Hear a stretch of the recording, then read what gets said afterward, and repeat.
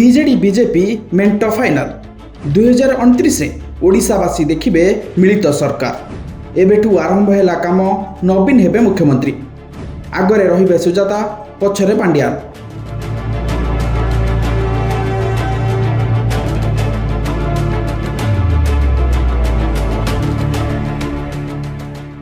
ओडिशा निर्वाचन पूर्व जो मेंट चर्चा होउथला ता पुणी थरे होईछि। आउ एक निर्भरयोग्य सूत्रରୁ मिलिथिबा खबर अनुसार अमित शाह और वीके पांड्यान मध्य एने डील फाइनाल हो सारी। आउ ए मेंटर डील पर काम आरंभ हो सारी।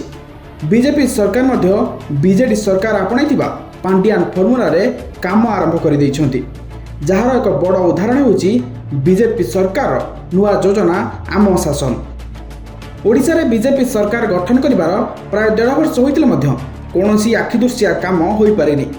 काम कथा तो छाड़ू एजाए सरकार किसी निष्पत्ति भी नहीं पारुनाहांती। बीजेपी सरकार रे मंत्री माने निजको मुख्यमंत्री भाबुछंती आ विधायक माने निजको मंत्री भाबुछंती। मुख्यमंत्री को कहीं खातिर करूनाहांती। आ बीजेपी रो नेता नेतांक भितर कଳି एबे हाटरे पड़ी दांडरे गडुची।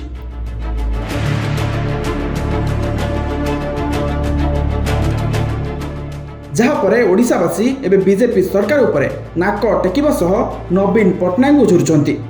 आ राज्यर आभ्यंतरीण रिपोर्ट भी अमित शाह कान पड़ी। जहाँपर से बुझी सारे बीजेपी आ राज्य में एकाकी सरकार को आसी पारिबो नाही। एणु से बीजेडी सर्वे सर्वा पांड्यान सह मिसी मेंट डील करिथिबा जଣା पड़ी। आ शाह पांड्यान मध्य होइथिबा ए डील मध्यस्थी साजिचंती केंद्र रेल मंत्री अश्विनी वैष्णव। एणु पांड्यान एबे फुल जोश को आसी जाइछंती। आउ गोटे बड़ कथा है पांड्यान और शाह मेंट डील भितर बीजेडी दुई फाड़ होगा निश्चित हो सारी। पांड्यान विरोधी बीजेडी नेता कांग्रेस रे मिसिबा सह पांड्यान प्रेमी बीजेडी रही मेंट सरकार करिवे।